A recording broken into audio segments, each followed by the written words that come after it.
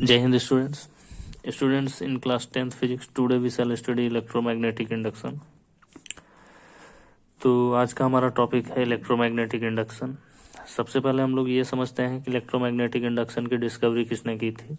तो 1831 में 1831 में माइकल फैराडे नाम के साइंटिस्ट ने, जो कि इंग्लिश फिजिसिस्ट थे, अंग्रेज वैज्ञानिक थे, उन्होंने इसकी डिस्कवरी की थी 1831 में इलेक्ट्रोमैग्नेटिक इंडक्शन की। और इसकी डिस्कवरी हुई कैसे थी, ये पूरा प्रैक्टिकल जो एक्टिविटी है माइकल फैराडे ने जो किया था उसके बारे में हम लोग समझते हैं। तो माइकल फैराडे ने क्या किया कि एक कॉइल लिया, एक वायर का घुमा घुमा करके कॉइल तैयार किया और वायर के दोनों एंड पर एक गैल्वानोमीटर फिक्स कर दिया। गैल्वानोमीटर क्या होता है? Galvanometer is a device. Galvanometer एक डिवाइस है जो कि करंट को डिटेक्ट करता है। गैल्वानोमीटर में एक साइड में प्लस चार्ज और एक साइड में माइनस वायर होता है। अगर दोनों वायर को कनेक्ट कर दें किसी बैटरी में और इसमें करंट फ्लो करेगा तो इसकी जो नीडल है लेफ्ट या फिर राइट में मूव करती है, जिससे हम लोगों को पता चलता है कि सर्किट में करंट दौड़ रहा है। तो वैसा ही माइकल फैराडे ने किया। इसने क्या किया कि एक वायर का कॉइल लिया और उसके दोनों एंड्स को एक गैल्वानोमीटर से कनेक्ट कर दिया और फिर एक मैग्नेट लिया और मैग्नेट को कॉइल के एक बार दूर से पास मूव कराया, फिर एक बार पास से दूर लेके गया।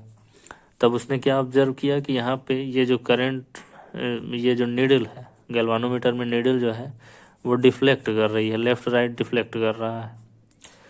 तब उसको ये पता चला कि जब मैग्नेट को हम लोग इस कॉइल के पास मूव कराते हैं या दूर ले जाके मूव कराते हैं तो इसमें एक करंट फ्लो होता है। लेकिन उसने ये ऑब्जर्व किया कि अगर मैग्नेट को यहीं पे फिक्स कर दें, मैग्नेट को आगे पीछे मूव ना करें, यहीं पे फिक्स कर दें, तब इसमें करंट फ्लो नहीं हो रहा है, यानी कि नीडल डिफ्लेक्ट नहीं कर रही है। तो ये था माइकल फैराडे का एक्सपेरिमेंट। एक बार फिर से बता देते हैं। माइकल फैराडे ने एक कॉइल लिया और उस कॉइल के जो वायर है उसके दोनों एंड पर एक गैल्वानोमीटर फिक्स कर दिया और एक मैग्नेट लेकर के एक बार वो मैग्नेट उसके एकदम नज़दीक लेकर गया, पास लेकर के दूर से पास लाया, फिर पास से दूर लेके गया और उसने देखा कि ये जो गैल्वानोमीटर की नीडल है वो डिफ्लेक्ट कर रही है, यानी कि सर्किट में करंट फ्लो कर रहा है। तो ये हो गया। उसने इस फेनोमेना को इलेक्ट्रोमैग्नेटिक इंडक्शन नेम दिया। अब इलेक्ट्रोमैग्नेटिक इंडक्शन का हम लोग डेफिनेशन कैसे राइट करेंगे? तो डेफिनेशन के लिए हम लोगों को यहाँ पे ये समझना है, हम लोगों को दो कॉइल लेना है, कॉइल 1, कॉइल 2। कॉइल 1 में हम लोग क्या करते हैं कि कॉइल 1 के दोनों एंड्स को बैटरी से कनेक्ट कर देते हैं ताकि इस कॉइल में करंट फ्लो हो, और करंट फ्लो होने की वजह से इसमें से मैग्नेटिक फील्ड प्रोड्यूस हो जाता है।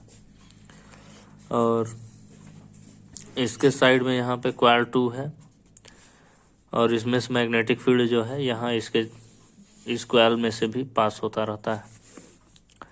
तो इसका इलेक्ट्रोमैग्नेटिक इंडक्शन का डेफिनेशन क्या है? The process by which a changing magnetic field in a conductor induces a current in another conductor is called electromagnetic induction. The process by which a changing magnetic field in a conductor induces a current in another conductor is called electromagnetic induction. तो यहाँ पे हम लोग क्या करते हैं कि सबसे पहले कॉइल 1 को बैटरी से कनेक्ट कर देते हैं ताकि इसमें करंट फ्लो हो। और जब इसमें करंट फ्लो होता है तब यहाँ पे एक दूसरा कॉइल हम लोग इसके आसपास मूव कराते हैं, टू एंड फ्रो, आगे पीछे मूव कराते हैं और इसमें एक गैल्वानोमीटर लगा होता है। तो हम लोग क्या ऑब्जर्व करते हैं कि ये गैल्वानोमीटर का नीडल डिफ्लेक्ट हो रहा है, यानी कि इस कॉइल में भी करंट फ्लो हो रहा है जिसमें बैटरी नहीं कनेक्टेड है। इस कॉइल में बैटरी कनेक्टेड है और इस कॉइल में बैटरी नहीं कनेक्टेड है। इस कॉइल में जैसे ही बैटरी कनेक्ट करते हैं तो इसमें से मैग्नेटिक फील्ड लाइंस निकलती हैं जो इस कॉइल से भी पास होती हैं। और जब ये coil to and fro move करता है, यानी कि मैग्नेटिक फील्ड में इसका पोजीशन चेंज होता है, यानी कि इसके आसपास की मैग्नेटिक फील्ड चेंज होती है, तो इसमें करंट फ्लो करने लगता है। और ये जो इसमें करंट फ्लो करता है इसको कहते हैं इंड्यूस्ड करंट।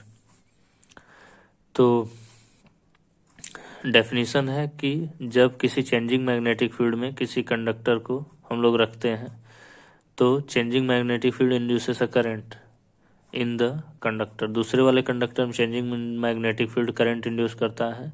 इस फिनोमेना को इलेक्ट्रोमैग्नेटिक इंडक्शन कहते हैं। और जो the current is called induced current, और जो करंट उसमें प्रोड्यूस होता है उसको कहते हैं induced current. The current in the secondary coil is called induced electric current.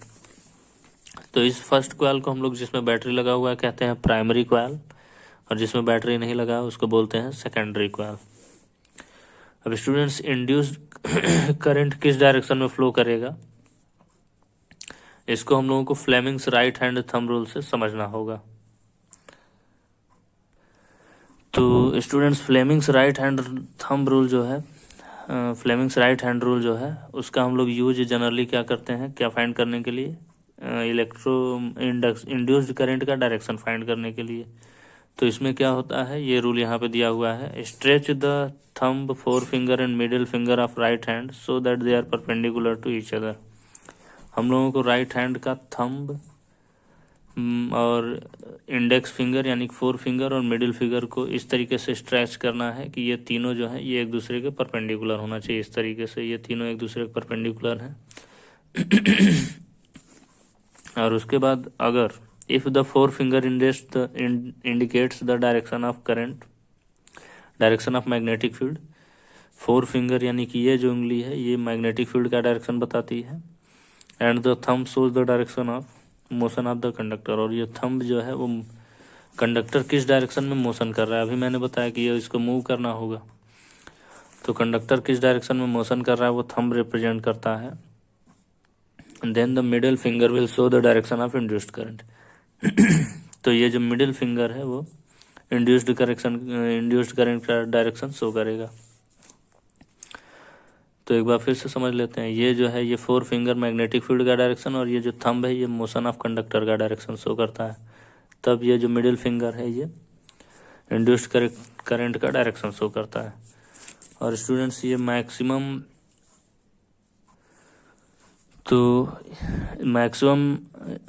Times exam में आया हुआ है राइट हैंड थंब रूल, इसको आप लोगों को ज़रूर से तैयार कर लेना है।